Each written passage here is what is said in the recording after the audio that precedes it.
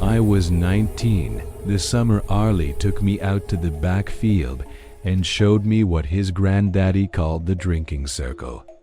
It was 1997, dry as coffin dust, and the corn was yellowing before it ever tasseled. The stalks looked ashamed of themselves, drooping like they already knew they weren't going to make it. Arlie's daddy had walked the rows every evening with a mason, jar of shine in one hand and a look on. His face that said the bank was fixing to own everything. His people had bled for since the Civil War. Arlie himself was 22, already missing 2 fingers from a hay baler, and mean the way only boys who've been whipped too much can get mean. He found me behind the barn rolling a cigarette with one of his daddy's Prince Albert cans and said, "Boy, you want to see something your mama would switch you for?" I was city-raised enough to be curious and hill-raised enough to know better. But I went with him anyway. The clearing was maybe a half-acre wedged between the corn and the woods, a place the plow couldn't reach because of the rocks. Somebody long ago had scraped a shallow ring in the dirt, wide enough for a man to lie down in. It was darker there, even at noon, like the trees leaned in to listen. Arlie carried a coal oil lantern even though the sun hadn't set yet. He set it down and told me to take my boots off. "Ground's gotta know who's giving," he said. I laughed, thought he was funning, but he just looked at me with those pale eyes, and I did it. The dirt was cool between my toes, damp in a way the rest of the county hadn't been for months. They started coming out of the woods one by one, old men mostly, faces like split hickory. Uncle Bunk, who hadn't spoken since his boy drowned in the strip pit. Preacher Teague, who'd been run out of 3 churches for handling snakes and quoting Leviticus in the original tongue. Miss Essie, who lived in a school bus and read futures and chicken guts. None of them said much. They just formed a circle inside the trench, rolled up their sleeves, and waited. I remember the cicadas were screaming something fierce, like they knew what was coming. Preacher Teague had the knife. It was an old case skinning blade, the kind granddaddies used to field-dress deer, handle yellowed with age and blood that never quite washed out. He opened his own forearm first, just a slice above the wrist, not deep enough to hit anything big, but deep enough to run good. The blood hit the dirt and steamed. I swear it steamed, even though the evening was warm. The smell hit me hot pennies and wet clay. One by one, the others followed. Miss Essie went pale, but didn't make a sound when the blade kissed her. Uncle Bunk held his arm out like he was feeding a calf, eyes already somewhere far off. I was last. My legs had gone numb from standing barefoot so long. Arlie nudged me forward. "Family's family," he whispered, like that explained everything. The preacher wiped the knife on his overalls and handed it over. The handle was still warm.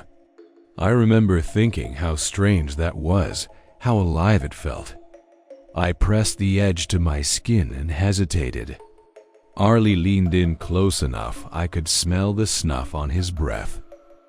Do it, or the corn takes what it wants some other way.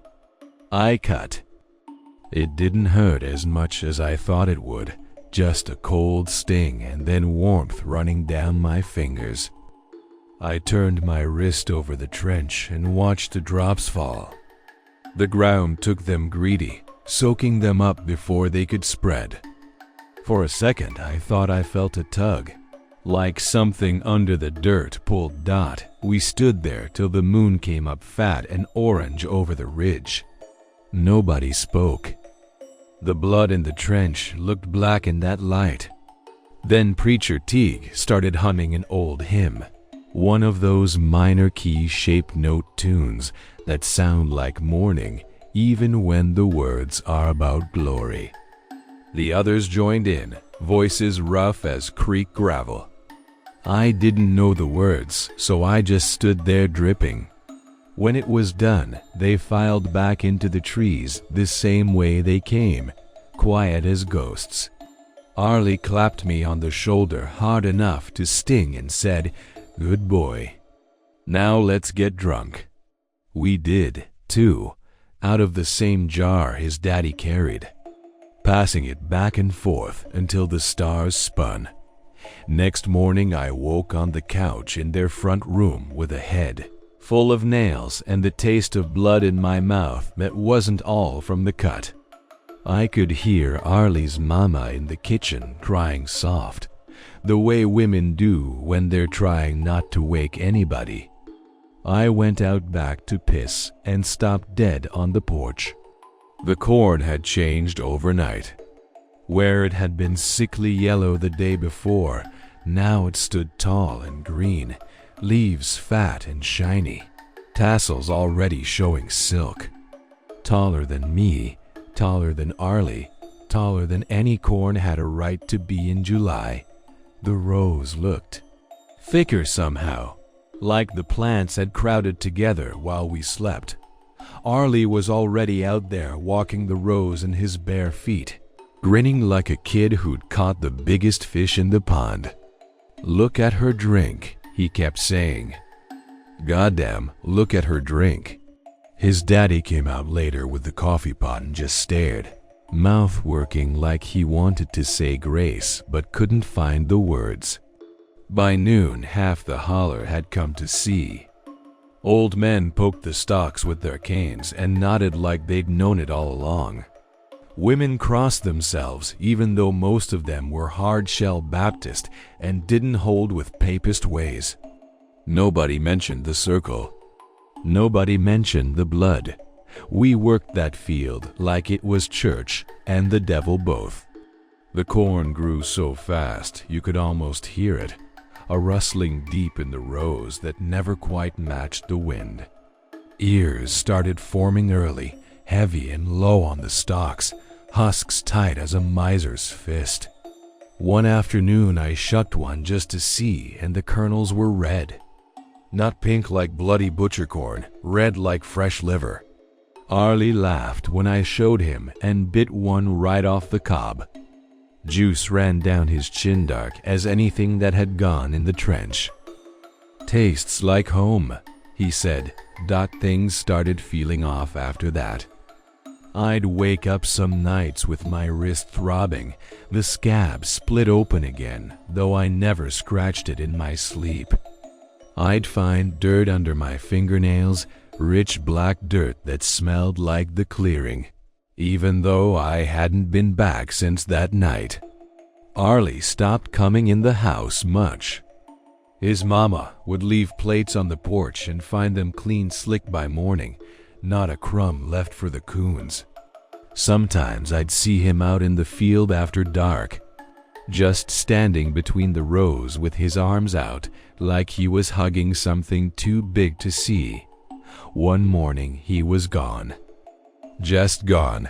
His overalls were folded neat as you please on the ground right where the drinking circle had been, the same place the corn pressed closest. No footprints leading away, no sign of struggle. His mama screamed when she found them, a sound I hope never to hear again. His daddy walked the rows for 3 days calling his name till his voice gave out. The sheriff came, poked around with a flashlight, asked the kind of questions men ask when they already know there's no answer that fits the law. They dragged the pond even though it hadn't rained in weeks and the water was low enough to see. Every old tire and washing machine at the bottom, nothing. We harvested anyway. Had to. The corn was ready and the bank don't wait. Whole families turned out, even ones that hadn't spoken to Arlie's people in 20 years. We worked from dawn to dark with cane knives and wagons, the stalks falling in windrows that steamed when they hit the ground. The ears were heavier than any I've lifted before or since. When you shucked them, the kernels clung like they didn't want to leave the cob, and the milk that came out was thick and dark. We filled the crib so full the walls bowed. Arlie's daddy sold most of it to a feedlot over in Pike County. Kept back one wagon load for meal. His mama ground it fine on the old stone and baked cornbread that tasted of iron and summer nights. We ate it because we were hungry and because it was Arlie's corn. She cried every time she set it on the table. I left for Knoxville that winter with $50 and a duffel bag. Told myself I was going to community college, but mostly just wanted gone. I got a job sacking groceries and a room over a laundromat that smelled of bleach and heartbreak. I thought distance would fix it. It didn't. Some nights I still wake with that taste in my mouth, green and copper sweet. I'll go to the sink and spit and there'll be dirt in it, fine black dirt that wasn't there when I went to bed. My wrist aches when it rains, the scar gone pale but never quite closed, like it's waiting. Last time I went home for Christmas, I drove out past the old place. The barn's collapsed now, roof caved in on itself like a tired animal. But the backfield, that corn's still growing. Nobody's farmed it in years, yet there it stands, tall and thick, leaves whispering though there's no wind. I parked on the shoulder and walked as close as I dared. The rows shift when you're not looking straight at them. I swear they do. And sometimes late, when the moon is right, I think I see overalls moving between the stalks, slow and patient, like a man tending what he planted. I don't go back much anymore. But every August I dream of that circle, of blood hitting dirt and something under the ground opening its eyes. I dream of Arlie standing in the rows with his arms out, smiling that mean smile, and the corn leaning in close to listen when he speaks. And when I wake up, there's always dirt under my nails and the smell of green stalks in my throat, thick as forgiveness I'll never earn. Some debts don't care how far you run. Some crops keep drinking long after the last hand that fed them is gone. Daddy left in the fall of '89. Just took his logging boots and the picture of him and Mama on their wedding day and walked down the gravel toward the mouth of the holler.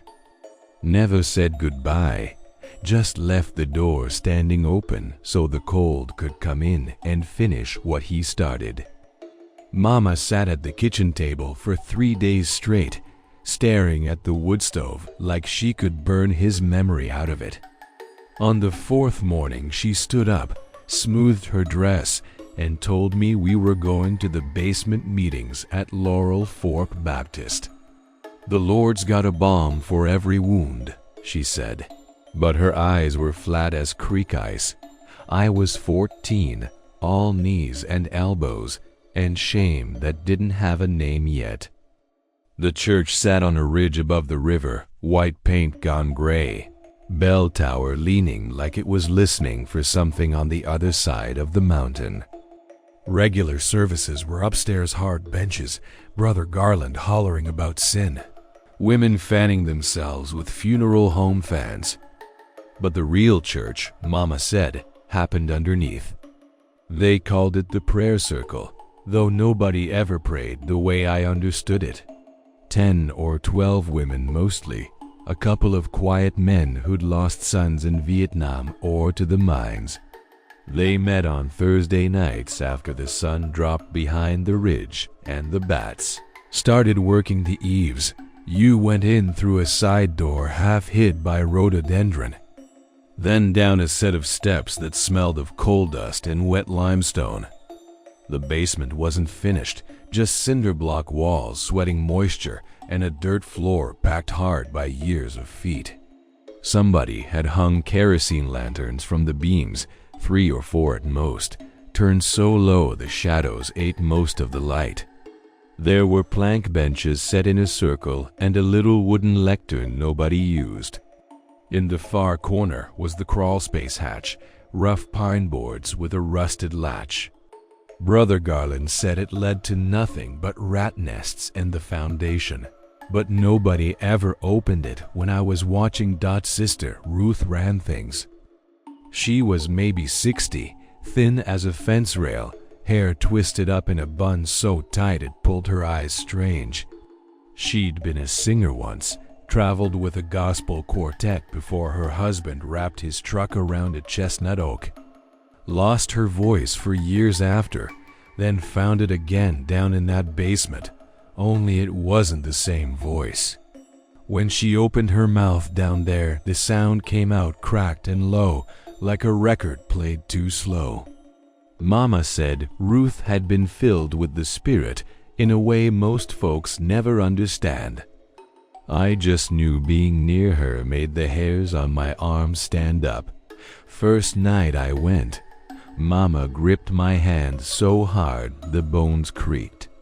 We sang Amazing Grace to start, same as upstairs, only slower, dragging each note till it hurt. Then Ruth raised her hands and the tune shifted. Same words, but backward like she was unsinging the hymn, pulling the grace back out of the air. The other women joined in without being told. Their voices layered, rough and sweet and wrong. I tried to follow, but the melody kept slipping sideways. Mama squeezed my fingers. Keep singing, baby. Don't stop. The lantern started swaying, though there wasn't any wind. Shadows crawled across the walls like spilled ink. After a while, Ruth would start rocking. Forward and back, faster and faster till her bun came undone and her hair fell gray down her back. That's when the tongues came guttural sounds that weren't words, rolling out of her like smoke. The others rocked too, some with their eyes rolled white, some crying quiet. I kept my eyes open because closing them felt worse. The air got thick, tasting of iron and candle smoke. My chest hurt from singing.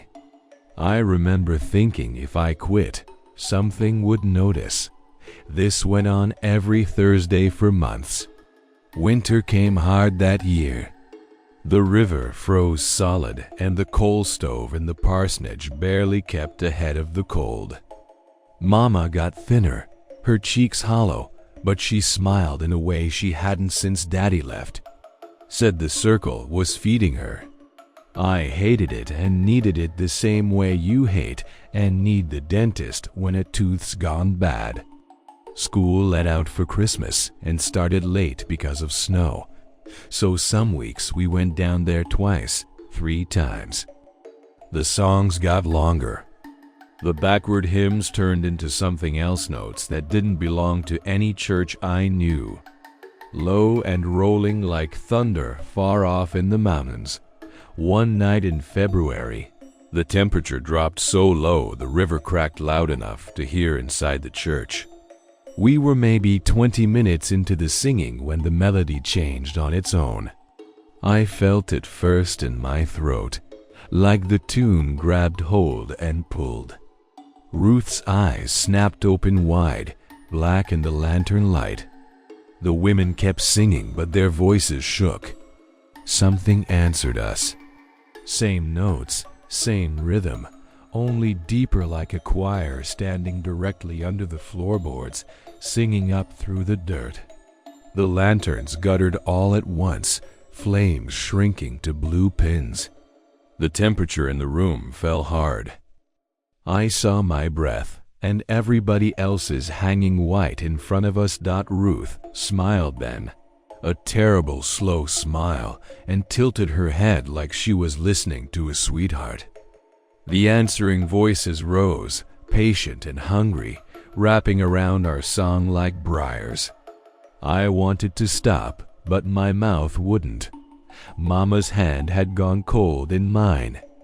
Somebody started crying but didn't quit singing. The tears just ran down and dripped off her chin. The crawlspace hatch rattled once, soft, like a polite knock. Ruth walked toward it still singing, barefoot on the frozen dirt, hair swinging loose. She laid both palms on the boards and pressed her forehead between them. The voices underneath surged, joyful almost. I felt them in my teeth. I don't know how long we sang. Hours, maybe. The lanterns burned lower and lower till the basement was mostly dark, and all you could see were eyes shining. My throat was raw, lips cracked and bleeding. At some point, Mama let go of my hand and I didn't notice till later. When the sky outside started going gray, we were still at it, voices ragged, that low answering choir never tiring. Ruth turned from the hatch and looked straight at me. She said my name, not the name everybody used, but the one Mama whispered when she thought I was asleep, the one Daddy gave me the day I was born. Her mouth didn't move right when she said it. Then she walked back to the steps, slow, leaving her shawl on the bottom tread like she'd be right back. We climbed out into a morning so cold it burned your lungs. Snow had started sometime in the night, big fat flakes drifting lazy. The women scattered to their cars without speaking, engines coughing to life. Mama drove us home in silence, knuckles white on the wheel. I asked where Sister Ruth was. Mama said she'd stay behind sometimes to pray private. I knew it was a lie, but was too tired to call it one. Ruth never came up. Folks went looking the next day, then the day after. Brother Garland pried the crawlspace open with a crowbar and shone a flashlight down there. Said it was just foundation piers and rat turds, nothing else.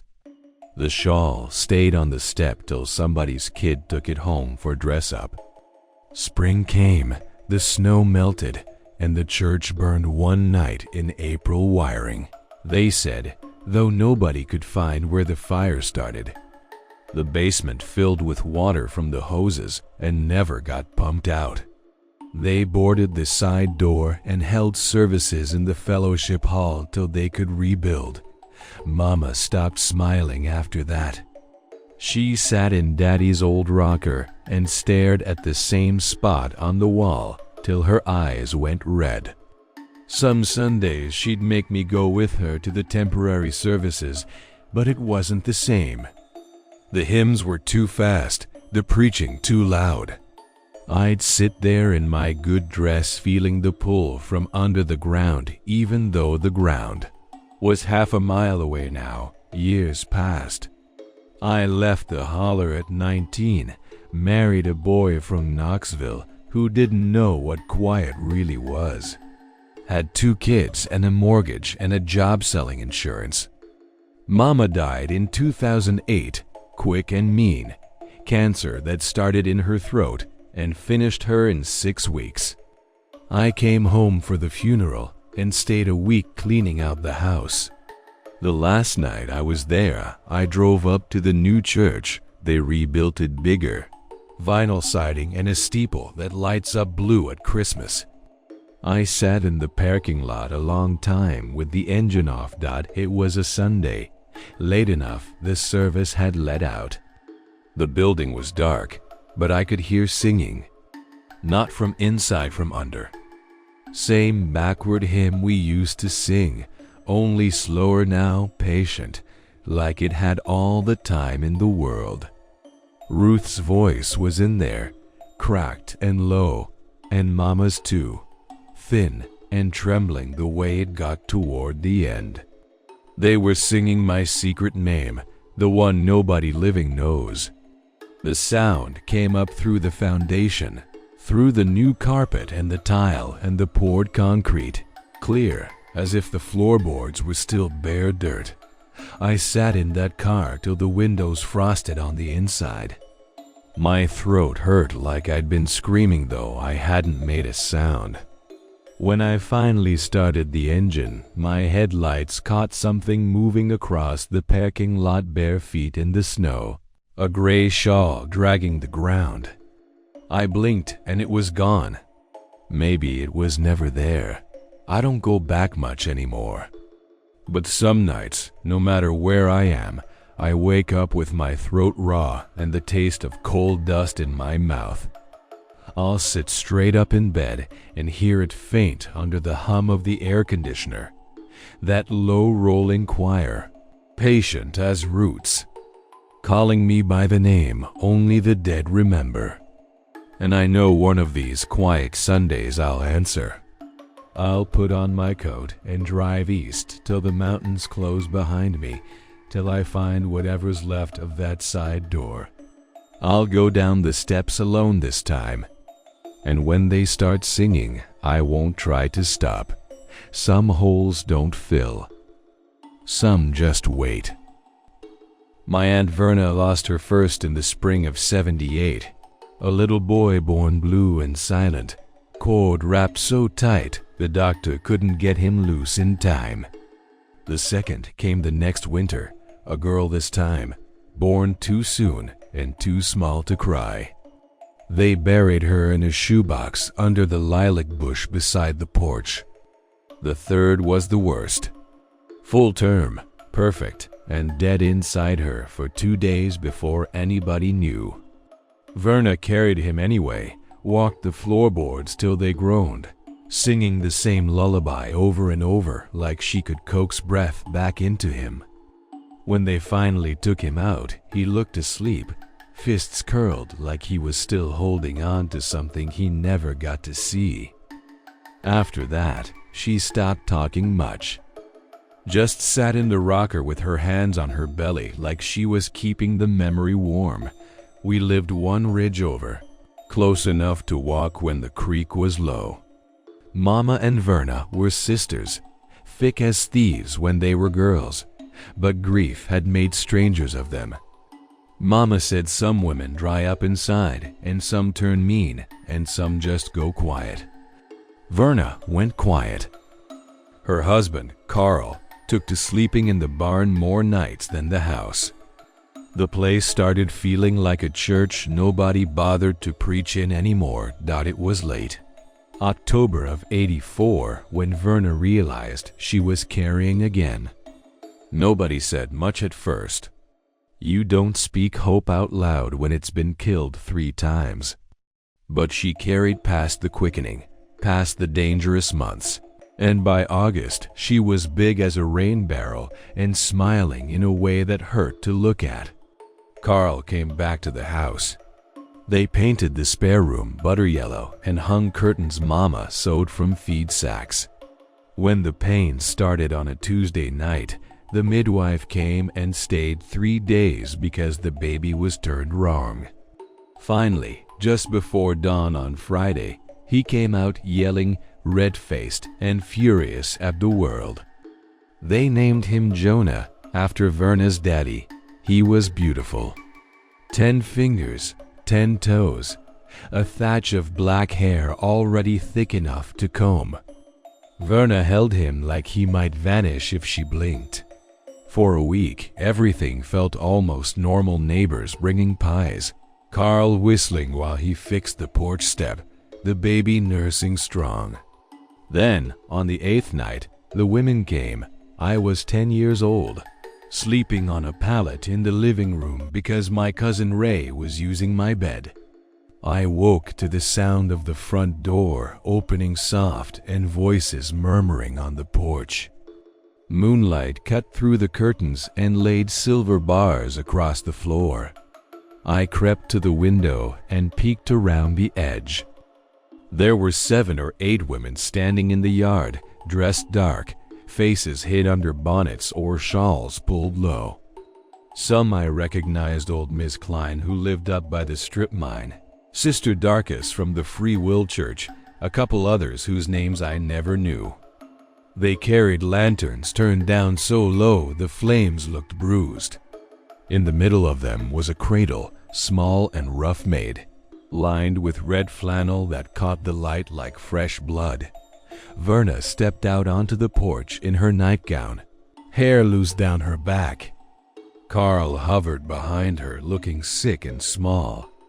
One of the women tall, voice like creek gravel, spoke soft enough I couldn't catch the words, but I saw Verna nod slow.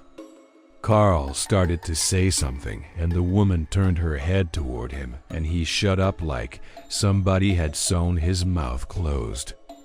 Verna went back inside and came out carrying Jonah wrapped in the quilt Mama made. The baby was awake but quiet, staring up at the sky with those dark, serious eyes he'd had from the first day. They laid him in the cradle. One of the women tied something around his left wrist, black thread, thin as spider silk, knotted 3 times. Then they lifted the cradle between them and started up the path that cuts behind the house toward the ridge. Their lanterns swung low, barely lighting the ground in front of their feet. They were singing so soft it might have been wind in the laurel. Some old tune without words that made my skin crawl, even though I couldn't have told you why. I ran to the bedroom and shook Mama awake. She sat up quick, eyes wide, and when she heard the singing, she crossed herself even though we weren't Catholic. "Lord have mercy," she whispered. "They've come borrowing." I asked what that meant, and she just pulled me against her and said, "Some things were older than the church and meaner than the devil and best left alone." We sat up the rest of the night listening to the house creak and the wind worry the tin roof. Just before sunrise, the singing stopped. A little while later, we heard the soft shuffle of feet and the cradle being set gentle on the porch boards. Then nothing. Verna brought Jonah inside and unwrapped him like she expected him to be hurt. He wasn't. Pink and warm and hungry, same as when he left. The black thread was still tied around his wrist, not tight as ever. She tried to cut it off with embroidery scissors, but the thread wouldn't break. Carl took his pocket knife to it, and the blade skated off like it was hitting steel. In the end, they left it. Said it would fall off on its own when the time was right. And Jonah thrived. Lord, how that boy grew. By his first birthday, he was walking steady, strong as a little ox, cheeks round and red from the sun. He never got croup or colic or any of the things that carry babies off in the holler. People said Verna had the touch now, that losing 3 had bought her the strongest one God ever made. But he never talked. Not a word, not even mama or da. Just watched everything with those old eyes, following movement like he was waiting for something to make sense. The thread stayed on his wrist, turned from black to gray to the color of creek silt, but never loosened. Sometimes at night I'd hear Verna crying through the wall, soft so Carl wouldn't wake. Once I crept to the door and saw her on her knees by Jonah's crib, trying to saw through that thread with the kitchen shears. The metal squealed and bent, but the thread held. Jonah lay there staring at the ceiling, thumb in his mouth, calm as milk. Years went by slow and fast, the way they do when you're young. Jonah grew tall and quiet, strong enough to haul water for 3 households by the time he was 10. Helped Carl in the garden, followed Verna like a shadow. Still never spoke. Folks got used to it, said some children are born old and some never get young. The thread thinned till it was barely there, more scar than string, circling his wrist like a pale bracelet. His 7th birthday fell on a Thursday in September. Warm still, goldenrod thick along the roads. Verna baked a cake with store-bought icing and 7 candles. Carl killed the last rooster and fried it crisp. Family came me and Mama, Ray and his wife, a couple cousins from over near Clintwood. Jonah sat at the table in his Sunday shirt, hair slicked down, eyes on the flames. When we sang Happy Birthday, his lips moved, but no sound came out. After cake, he opened Present's toy truck, new boots, a pocket knife Carl sharpened special. He held each one careful, like he was memorizing the weight. That night the moon was full, big and orange, hanging low over the ridge like it was listening. I slept in the front room again because the house was crowded. Somewhere around 2 or 3 in the morning, I woke thirsty. The house was quiet except for the tick of the mantel clock. I padded to the kitchen for water and saw the back door standing open.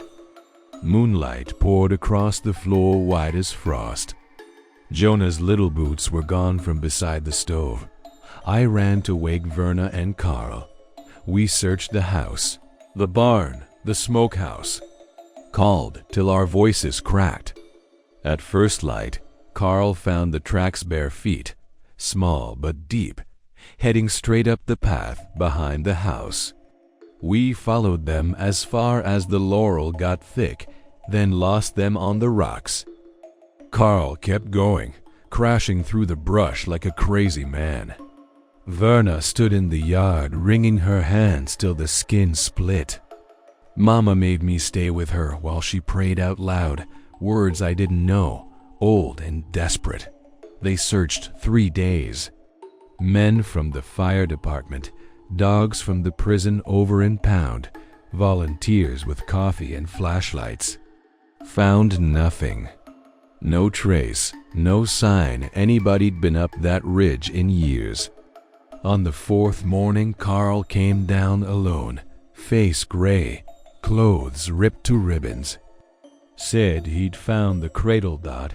It was sitting in a little clearing halfway up the north face, same red flannel faded pink now, set neat between 2 boulders, empty. The black thread was wrapped tight around a sapling no thicker than my arm. Knotted the same 3 times. Except the sapling wasn't a sapling anymore. Overnight, it had shot up 30 feet tall, trunk thick as a man's thigh, leaves dark and waxy, color of dried blood in the early light. Carl tried to cut it down with his axe, and the blade bounced off like he was hitting iron. He left it standing. We buried an empty box in the family plot, next to the 3 little graves. Verna went to bed and mostly stayed there. Carl took to drink and died 2 winters later when his truck went off the grade up by Little Fox Creek. The house sat empty for years till the roof fell in, and the bears took it over. I still go back sometimes. Not often. The path has grown over now, but I know where it is. I climb slow, past where the laurel gives way to beech and poplar, till I reach the clearing. The tree's still there, taller every time I see it, bark smooth and black, leaves never falling even in January. The thread's long gone, worked into the wood maybe, or worn away by weather. But if you stand quiet at dusk, you can hear a sound coming from inside the trunk soft, steady like a heartbeat too slow for anything human. Sometimes the wind moves the branches and it sounds almost like singing. I had a boy of my own once. Lost him at 4 months to fever. When the women came to the door that night, hoods low, lanterns dim, cradle lined in red, I met them on the porch with Carl's old 12-gauge N.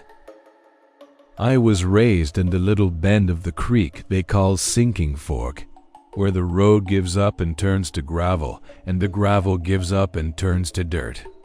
Our church was a plank building with a tin roof that sounded like Judgment Day when it rained. Reverend Cale had been preaching there since before I was born. Tall and raw-boned, voice like a handsaw cutting green pine. He could make you feel the heat of hell on Sunday morning and still have you back for more come night. But by the time I was 17 in the fall of '93, the spirit had gone out of the place. Folks quit shouting, quit falling out in the aisles. The altar stayed dry, and the collection plate came back lighter every week. You could feel the emptiness in the rafters, like the building itself was holding its breath. Reverend Cale took it hard. He'd walk the floorboards after service, Bible clutched to his chest, staring at the empty pews like they'd betrayed him personal. One Wednesday, he didn't come down from the pulpit at all, just stood there till the sun set, mouth moving silent. When he finally spoke again, it was to call a meeting for Saturday night, not in the church, but down in the Laurel Hollow behind it. The place we used to hold baptizings before the creek got too choked with mine runoff. "We're going to call the fire," he said. "The real fire. The one that don't need wood." We didn't know what he meant, but mountain people show up when they're told. 23 of us walked down there after supper, carrying lanterns and quilts against the chill. My brother Tommy came with me 19, wild as a fox, just back from a stretch on the road crew up in Wise County. He'd been gone 2 years and came home quieter, eyes always looking past whatever was in front of him.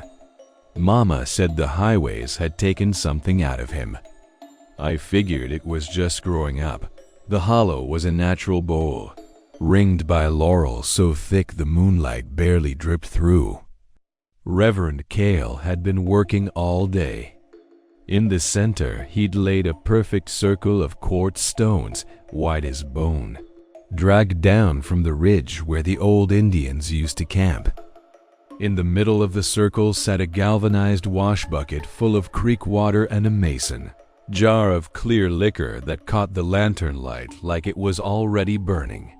A stack of paper scraps lay beside it, each one folded tight dot we formed up around the stones, close enough our shoulders touched. Some folks were nervous, shifting from foot to foot. Old Mrs. Prater brought her snuff can and kept spitting into the leaves like she could ward off whatever was coming. Reverend Cale stood in the gap, Bible gone now, just wearing his black suit and a look I'd never seen on him, half hunger, half fear. He told us to join hands. Tommy's palm was rough and hot in mine. He started us chanting. Not scripture, not at first, just names. The names of every soul who'd ever sat in them pews and was gone now. Grandmothers, miners lost in Slate Falls, babies taken by fever, a boy who drowned trying to save his dog. One by one, we spoke them into the dark. The air got heavy, thick as creek fog. When we ran out of names, he opened the Bible and read from Revelation, the part about the lake that burneth with fire and brimstone. But he read it slow and backward, verse by verse, like he was pulling the words down instead of lifting them up. Then he took the mason jar and poured a thin stream of whiskey over the water in the bucket. The smell hit sharp corn liquor and whetstone. He started writing on the paper scraps with a carpenter's pencil, quick, angry strokes. I couldn't see what, but every time he finished one, he folded it smaller and dropped it in the water. The papers floated a second, soaked through, then sank. When the last one went under, he raised both hands and told us to sing, "Will there be any stars in my crown?" Only slower than molasses and lower than any grave. That's when the fire came.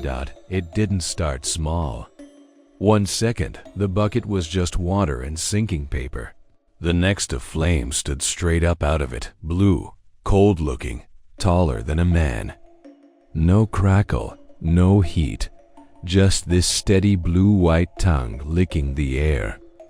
The quartz stones glowed from the inside like they'd caught the flame too. Faces moved in the fire pale, flickering, mouths open. I recognized some. Ms. Arbutus, who died birthing twins. Old man Jessup, who froze drunk in his truck. A girl named Lena we all went to school with before she walked into the river with rocks in her pockets. Their eyes found us, one by one. We kept singing because Reverend Cale's grip on the circle was iron. My throat went raw. Tommy's hand started shaking in mine. The flame climbed higher, thinning out till it was more light than fire, and the faces got clearer. When my brother's face rose up, Tommy standing right beside me, alive and breathing, I felt my heart stop dead. It was him exactly, down to the scar through his left eyebrow from when we were kids. Only the mouth was stretched too wide, like something inside was trying to crawl out. His eyes were black holes pouring smoke. He looked straight at me and I felt the scream start somewhere behind my teeth. I tried to step back, to break the circle, but my feet wouldn't move. Nobody's would.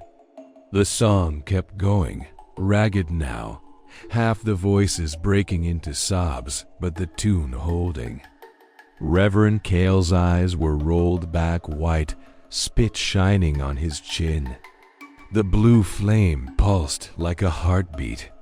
More faces came, people I didn't know, older, dressed in clothes from before my granddaddy's time, skin gray and peeling. They pressed against the inside of the fire like it was a window dot. It burned that way for 3 days. We didn't leave. Couldn't. The circle held us the way a trap holds a coon gentle till you try to run. Then it bites. Food ran out, water too, but nobody got hungry or thirsty the way you're supposed to. The fire never changed, never consumed the water, never spread to the leaves. Lanterns went dark and weren't refilled. We slept where we stood, leaning on each other, waking to sing again when Reverend Cale jerked us upright. The faces came and went. Sometimes they whispered things. I hope I forget before I die. On the third morning, the stones started cracking sharp pops like gunshots in the quiet. One by one they split, quartz breaking clean in half, white dust spilling out. The flame shrank, folded in on itself, and went out all at once. The hollow rushed back in cold air, pine smell, creak noise. We dropped like puppets with cut strings. I lay on my side staring at the bucket. The water was gone. The papers were gone. Nothing but a ring of broken stones and a scorch mark black as sin.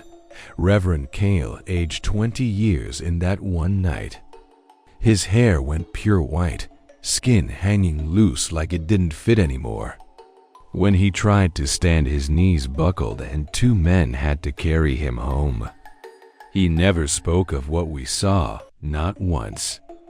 Just went back to the church the next Sunday and preached to empty pews, voice shaking, reading the same verses forward now, like he could put them back the way they belonged. Folks stopped coming. Some moved away.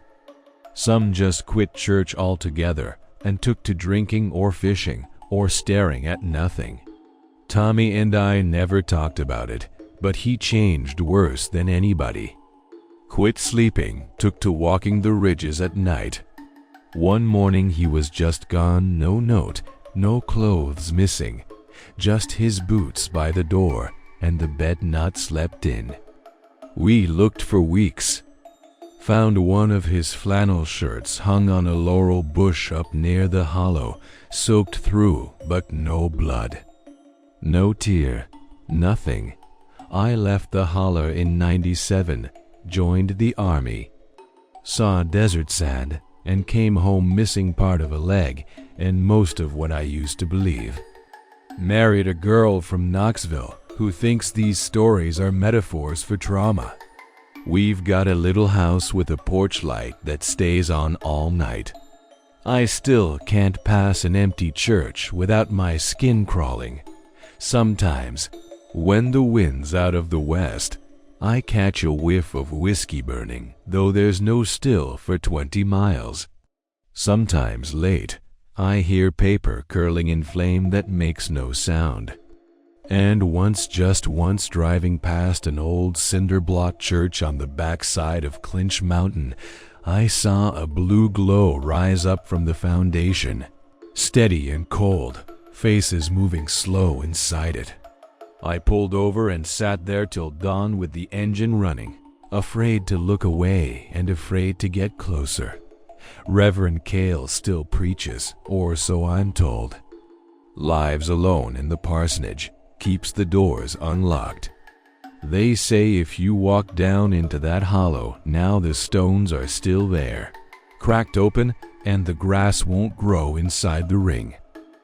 They say if you stand quiet after midnight, you can hear a low chanting start up, voices you almost recognize, calling names that have been dead a long time. I keep a jar of creek water on the shelf above my bed. Clear, cold, sealed tight. Some nights I take it down and hold it to the light, looking for faces. So far, there's nothing.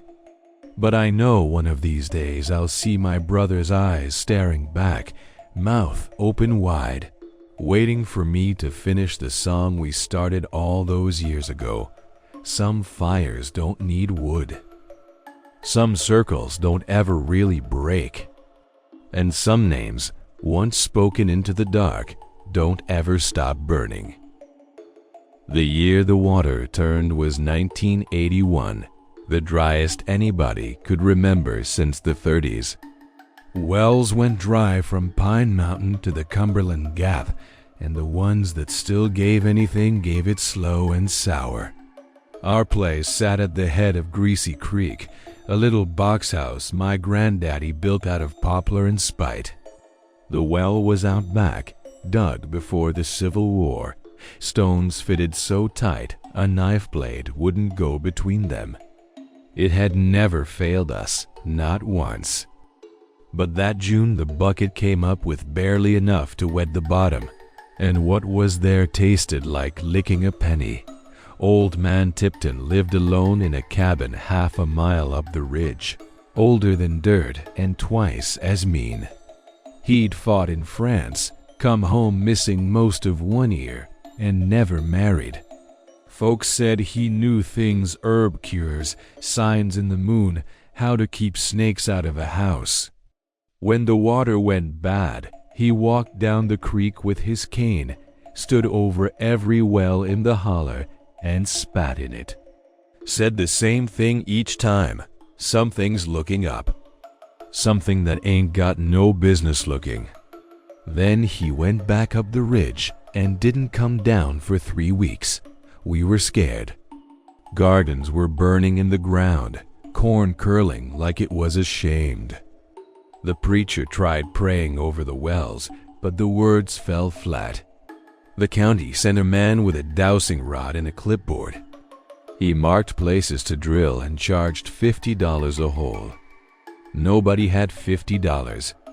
By August, the creeks were nothing but cracked mud and crawdad chimneys. People started talking about moving, loading up the truck and heading to Ohio or Knoxville or anywhere the taps ran clear. That's when Tipton came back down. It was a Thursday, sky the color of a healing bruise. He carried a burlap sack and a coil of red baler twine, stood in the middle of the road and hollered till every man and half the women came out on their porches. Said he knew how to sweeten the water again, but it would cost us. Not money, something dearer. Said the old people used to do it when the land turned against them, back before churches and courthouses. We didn't ask what it cost. Hunger makes you stupid that he wanted a mirror. Not a little hand mirror, something big enough for a body to see itself whole. My daddy had one that used to hang in Grandma's bedroom, tall as me, frame carved with morning glories. It came down off the wall and got wrapped in a quilt.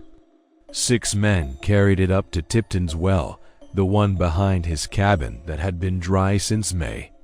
The rest of us followed like it was a funeral. The well was deeper than ours, lined with the same old stones gone black with age. You couldn't see bottom even with a lantern. Tipton made us wait till midnight. We sat in a circle, passing a jar of something that burned all the way down. He unwrapped the mirror and laid it face up on the ground. The glass caught the moon and threw it back silver and cold. Then he took the red twine and lashed it around the frame, knotting it 7 times, muttering words I didn't know and didn't want. 2. When the church bell down in the valley struck.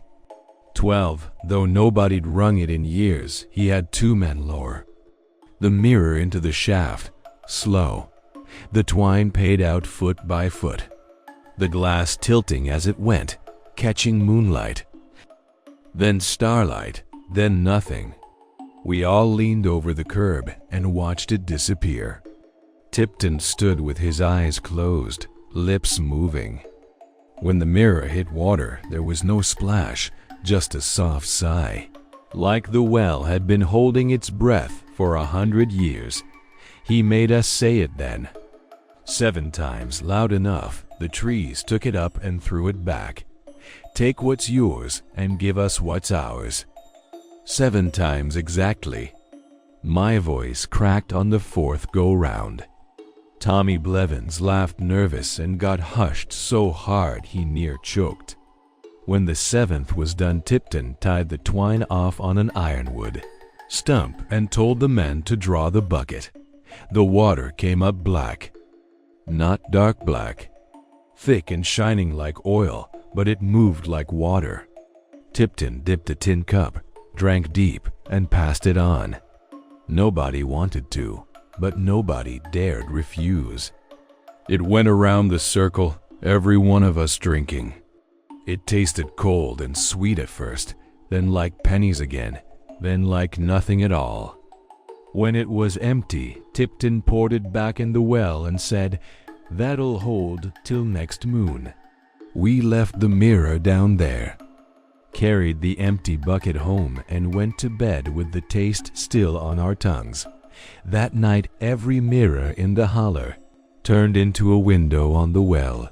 I woke needing to pee and padded to the bathroom. The little mirror over the sink didn't show my face. It showed black water, still and deep, with moonlight way down at the bottom. Something moved under the surface, slow ripples that didn't match any wind. I jerked back and the glass went normal, just the bulb's reflection and my own scared eyes. I thought I dreamed it till morning, when Mama screamed in the kitchen. The mirror on the pie safe showed the same thing. Daddy took it down and carried it to the barn, but every piece of glass in the house windows, picture frames, the back of Mama's compact showed the well looking back. By noon, the word was all over the creek. People tried covering mirrors with sheets, turning them to the wall, smashing them. Didn't help. The shards still held the water. Some folks left that day, just packed what they could carry and drove out. Most stayed. The gardens were already greening up overnight, tomatoes swelling like they'd been ashamed of being small. We needed the water. Tipton went down the next morning to fetch the mirror. He left at sunrise with a lantern and the same red twine coiled over his shoulder. Told Miss Klein, who kept house for him, he'd be back by dinner. She watched him walk to the well, lower himself over the curb hand over hand. The twine paid out slow. She said he never made a sound going down, just the scrape of boots on stone and then nothing. When the twine went slack, she waited an hour, then 2. Finally, she pulled it up, empty, no mirror, no Tipton. Just the knot at the end, wet and black. They capped the well that afternoon. Took a slab of limestone bigger than a coffin lid, rolled it over the hole with a come-along and a mule. Mixed concrete thick and poured it around the edges. Carved Tipton 1901 to 1981 with a nail. Nobody spoke at the burying. We all knew the year was wrong. He'd been older than that, but it felt right somehow. The mirrors cleared the next day. Just glass again, showing tired faces and the same old rooms. Water ran sweet and cold. Gardens exploded. We canned and pickled and laid by enough to feed us 3 years. Nobody talked about Tipton or the mirror or the black water we drank. Some things you swallow and hope stay down. I left in '89, took a job driving coal trucks out of Harlan. Married, had a little girl with eyes the color of well water. We live in a subdivision now, sidewalks and streetlights. But every full moon I dream I'm standing at the sink and the bathroom mirror ripples. Black water climbs the glass slow, and Tipton's face floats up from the bottom pail, bloated, eyes wide and white. His mouth moves against the inside of the mirror, shaping words I can almost hear.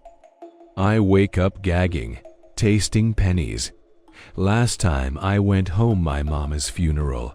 3 years back I walked up the ridge alone. The cabin's collapsed into itself, roof gone, chimney stones scattered. The well's still there. The concrete cap is cracked clean across, weeds growing through the split. When the moon came up full and bright, I knelt and put my eye to the crack. The water's still in there, black and shining, not an inch lower than the night we fed it.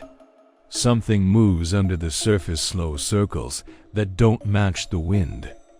And sometimes, if the light's just right, you can see a face pressed against the bottom of the stone, looking up. Mouth working patient, waiting. I never leaned close enough to hear what he's trying to say. Some things, once you know, you can't unknow. But I keep a piece of red twine in my wallet, knotted 7 times, just in case the water ever turns bitter again. Just in case whatever's looking up decides it wants more than a mirror to see with. Some debts don't die with the man who owes them. Some wells don't care how thick you pour the concrete. They just wait for the moon to get bright enough and the crack to get wide enough, and the next thirsty fool to come along asking. They always said the Holbrooks married different. Not just because they kept to themselves up the North Fork of Little Saxon Creek, where the road turned to wagon ruts and the ruts turned to nothing, but because when one of them took a wife or a husband, the rest of the world was expected to look away. Folks told stories about locked barns and fiddles that played themselves at their weddings, about brides who came down the ridge pale and quiet and never quite right again. Most of it was gossip carried on coal smoke and mean-spiritedness. My sister Laura Zhang swore she didn't believe a word of it. She met Jesse Holbrook at the county fair in '94, both of them reaching for the same bag of parched corn, and that was that.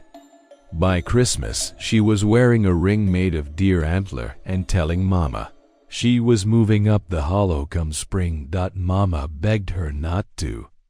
Daddy didn't say much. He never did when it mattered, but I saw him take the shotgun down from above the door and clean it slow, like he was thinking of using it on something other than squirrels. Laura just laughed and said Jessie was gentle as a lamb and that the Holbrooks had land. a good milk cow, and a house with real glass windows. She was 22 and tired of sleeping 3 to a bed in our little place. Love makes you stupid, and so does wanting out. The wedding was set for the first Saturday in May, when the dogwoods were supposed to bloom. Jesse sent word that it would be held in a clearing a mile above their home place, a spot the Holbrooks called the Bald. I'd never been up that far. Nobody had, not really. The trail was steep and laurel-choked, the kind of place you lose dogs and children. Laura asked me to stand with her. I was 16, still wearing my hair in braids, and I wanted to see my sister happy more than I wanted to stay safe. So I put on the green dress Mama made from 2 old prom gowns and followed the procession up the mountain. There were maybe 30 people, mostly Holbrook's tall, raw-boned men with the same pale eyes and women quiet as shadows. They carried lanterns even though it was daylight. The flames turned low and blue. The clearing wasn't natural. It was a perfect circle, grass worn down to dirt, ringed by oaks so old their trunks were hollow. Nothing grew inside the ring except a single stump in the center, waist-high and black from old fires. No flowers, no birds, just the smell of damp earth and something sharp underneath, like blood left too long in a bucket. They had a preacher, though I never learned his name. He wore a black suit shiny at the elbows and a collar turned backward like a regular minister, but his voice was soft and cracked, the way a man's gets when he's spent too many years talking to something that don't talk back. Jesse stood waiting, hair slicked down with water, wearing a white shirt already gray at the cuffs. Laura looked beautiful and scared, cheeks flushed, holding a bouquet of withered mountain laurel somebody had forced early in a jar. The ceremony didn't start with prayer. The preacher took a bowl from one of the women playing pottery, the kind you keep lard in and set it on the stump. Jesse pulled a skinning knife from his boot and cut his palm quick, without flinching. Blood welled dark and he let it drip into the bowl. Then he handed the knife to Laura. She hesitated, eyes shining, but she did it too. The blood mixed with a handful of dirt the preacher poured in, turning it to mud the color of afterbirth. They each pressed a thumbprint into the mess like they were signing something permanent. That's when he took the veil. It was Mama's, the one she wore when she married Daddy in '69, yellowed lace with tiny pearl beads. The preacher tore a long strip from the edge, the sound loud as a gunshot in the quiet. He wrapped it around their joined hands, Laura's right, Jesse's left, winding it tight, nodding it 3 times while he spoke words I didn't recognize. Not Latin, not English. The syllables felt old, like stones rubbed smooth in a creek bed. When he finished, he stepped back and told them to kiss. They did, awkward because of the binding, blood from their cuts smearing both their mouths. Everybody clapped polite, but it sounded forced, like hands underwater. Then Jesse tried to pull loose for the ring part. The veil wouldn't give. He tugged harder, smiling at first like it was a joke. Laura laughed too, nervous, yanking with him. The lace only tightened, biting into their skin. The more they pulled, the deeper it cut. By the time the preacher said, "What's bound, let no man unbind," their hands were purple and the lace was dark with blood. Mama started forward, but 2 Holbrook women stepped in front of her smooth as church doors closing. Daddy's hand went to the place he usually kept his knife, but it wasn't there. He'd left it home so as not to shame Laura. The preacher just smiled, teeth brown as walnut hulls, and pronounced them married forever. The lanterns flared all at once, though there was no wind, and the clearing felt smaller. Like the trees had leaned in to watch, they drove home still tied. Jesse's cousin Arvel had brought the truck as far as the trail allowed, and they climbed in the cab together, hands pressed between them like they were praying. Laura looked back once as they pulled away, eyes wide, mouth trying to say something I couldn't hear over the engine. Then the trees swallowed them. At first it was almost funny. They'd come to Sunday dinner still bound, wrists swollen, laughing about it while Mama cried into her apron. Jesse built a little wooden brace so they could eat without spilling, and Laura learned to write left-handed. The Holbrooks said the knot would loosen when the marriage was accepted, whatever that meant. Weeks turned to months. The skin under the lace went from red to blue to black. Infection set in. The doctor in town wanted to amputate, but Jesse wouldn't let him near. Said it was family business. They lived that way for 9 years. Laura had 2 babies, both boys, both born with their left hands curled tight like they'd been gripping something before they ever saw light. The older one favored Jesse, the younger had Laura's eyes. They slept in a trundle beside the bed, and when they cried at night, Laura would rock them with her shoulder because her good hand was dead and useless. Jesse worked the place one-handed, chopping wood till his stump bled through the wrappings. The veil never rotted, never frayed. The lace stayed white where it wasn't stained dark, beads still catching what little light came through the windows. I visited when I could, driving up from Knoxville where I'd gone to secretarial school. Every time the house looked smaller, the clearing tighter around it. Laura got thin and quiet the way women do when hope leaks out slow. She'd sit on the porch swing, rocking with her knees, staring at the place their hands disappeared into the knot. Sometimes she'd whisper that she could feel Jesse's pulse in her fingers, even though the hand itself had been gone for years. Jesse never complained, just smoked his pipe and watched the ridge like he was waiting for permission. She died in the spring of 2004. Started coughing blood in February and was gone by May. The doctor said gangrene, but we all knew better. Jesse washed her himself, dressed her in the green prom dress wedding gown Mama never got back, and buried her up on the hill behind the house. The knot was still perfect, lace bright against the black ruin of their arms. He sawed through the bone with a bucksaw so he could close the coffin lid, but he left the veil tied. Said cutting the cloth would be like cutting her loose, and he wasn't ready. He's still up there. 70 if he's a day, hair gone white as the lace. Sitting on the same porch with his left arm ending in a stump wrapped in what's left of Mama's veil. The beads are mostly gone now, and the lace is thin in places, but it holds. The boys are grown and gone, one to the army, one to prison, and the house is falling in around him.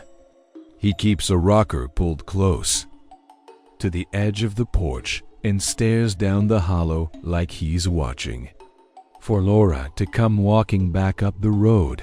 Some nights when the wind is right, I'll wake in my apartment 3 hours away and hear that preacher's voice in the walls, saying the words backward, soft and steady. I'll feel a tug on my own left hand like something's testing the knot. And I know one of these days the lace will finally give, threads parting quiet in the dark. Jesse will stand up, bones creaking, and walk down off that porch with the stump held out in front of him like he's still reaching for her. I keep Mama's scissors in the bedside drawer, the ones she used to cut my hair when I was little. They're dull now, but I sharpen them once a month anyway. just in case the tug gets stronger. Just in case whatever bound them starts looking for another pair of hands, young enough to last. Some knots aren't meant to come undone in this life. Some weddings don't end at death. They just wait for the second one to catch up. And some veils, no matter how old and brittle they get, keep two people married long after. I was 12. The summertime started slipping in Wolfpen Hollow. It didn't feel like much at first, just little things you could blame on being tired or drunk or old. Clocks running slow, then fast, then stopping altogether. People forgetting what day it was, or swearing they'd just planted beans yesterday when the vines were already heavy with pods. The sun hung in the wrong place some afternoons, like it couldn't decide whether to rise or set. Old folks said the holler was breathing wrong. Young folks laughed until the laughing got thin. Granny Stokes lived in the last cabin before the ridge swallowed the road. She was my great-grandma on Mama's side, small as a sparrow. Eyes the color of creek ice even in July. She'd outlived 3 husbands and most of her children. And folks went to her when doctoring failed and preaching didn't help. When the strange started, she sat on her porch rocking slow, watching the sky like she was reading something written in the clouds. One evening, she sent my cousin Ray up the creek with a message. Everybody who still drew breath in the hollow was to come to her place at dusk. No excuses. We came. 43 souls, from babies in arms to old man Phipps who had to be carried in a wagon. The preachers came too, both the Baptist and the Pentecostal, looking uneasy in each other's company. Granny didn't have chairs enough, so we stood in her front room and spilled out onto the porch and into the yard. The air smelled of wood smoke and sweat and the first cool hint of coming night. In the corner stood the clock. It was a big grandfather in a walnut case, tall as a man and twice as mean-looking. Granny said it came over from North Carolina with her people before the war, meaning the one between the states. The face was painted with moons and stars, hands black iron shaped like feathers. It hadn't worked since the '57 flood, when the water rose so high it floated the stove right out the door. The works were rusted solid. The pendulum hung still as a hanged man. Dust lay thick on the glass. Granny shut the door, latched it, and told us to make a circle around it. She wore her Sunday dress, black with tiny white flowers, hair twisted up under a lace cap she hadn't put on since Grandpa Stokes died. In her hands, she carried nothing but a long brass key that didn't fit any lock I could see. She laid the key on the floor like an offering and opened the glass door of the clock. The smell that came out was damp iron and old grief. Time's done run out on us, she said, voice soft but carrying clear to the yard. Ain't no prayer nor money nor moving away gonna fix it. Only thing left is to give it what it's missing. She didn't explain what that was. She just looked at each of us, slow, like she was counting the years we still carried in our bones. Then she stepped forward, put her mouth close to the open works, and breathed in deep, out slow. One long breath, deliberate as a promise. The pendulum twitched. She went around the circle that way, oldest to youngest. When she got to me, I could smell wintergreen on her breath from the chew she kept hid in her cheek. I did what she did, filled my lungs till they hurt, and let it go into the dark guts of the clock.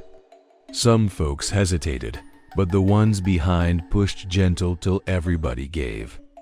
Even the babies' mamas held them up and breathed for them. 43 breaths, slow and steady. fogging the gears like frost. When the last one drifted in little Delphia Potter, not even a year old, the pendulum swung. Not gentle. Hard, like something yanked it. The clock didn't tick, not like any clock I ever heard. It made a sound low in the throat, a heartbeat too big for the case. The hands jerked backward, one full turn, then another. Dust fell from the top like gray snow dot. We stood there while the mountains went dark outside. Nobody spoke. The only light was a coal oil lamp on the mantel, throwing our shadows up the walls till they touched the ceiling. The backward ticking filled the room, steady and hungry. Granny closed the glass door soft, but the sound didn't muffle. She looked suddenly tired, older than I'd ever seen her. "Go home," she said, "and don't look at no clocks till morning." We didn't sleep much that night. I lay in the loft listening to the woods. Somewhere far off the ticking went on, following the creek, slipping between the trees. At some point I drifted off and dreamed I was standing in front of the clock again. Only the face was blank and the hands were bones. Morning came strange. I woke up sore, like I'd carried water all day, but when I climbed down the ladder, Mama gasped and dropped the coffee pot. My hands were bigger, knuckles thick, veins standing out blue. I ran to the piece of mirror nailed by the door and near fainted. The face staring back had a man's jaw, stubble dark along it, eyes set deeper than they'd been the day before. I was still 12 in my head, but the body had jumped years in the night. It was the same all over the hollow. Old man Phipps sat up in his bed and hollered because his legs worked again. He hadn't walked since Korea.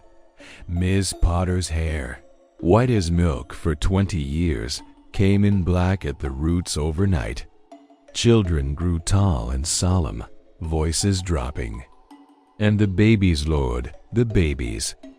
Delphia Potter looked 4 years old by supper, talking in full sentences with teeth she hadn't had the day before. Another, born just that spring, had gray at his temples and eyes that didn't focus right, but the clock kept ticking. Every dusk the ticking got louder, rolling down the ridge like distant thunder. People started aging backward and forward, both skin tightening, then sagging again, hair darkening, then falling out in clumps. Granny locked herself in the cabin with the clock and wouldn't let nobody in. We could hear her in there, pleading with it, voice cracking smaller every day. On the 7th night, she came out carrying a sledgehammer, face wet and shining. She swung at the clock till the walnut case split and the glass shattered till the pendulum snapped clean off. The sound stopped dead. For one breath, the whole holler went silent. Then the ticking started again outside. In the trees, under the porch boards, inside our chests. You could feel it in your teeth. Granny dropped the hammer and sat down in the dirt. She looked 90 the next morning, then 9 the morning after that, shrinking day by day till she was small enough to carry.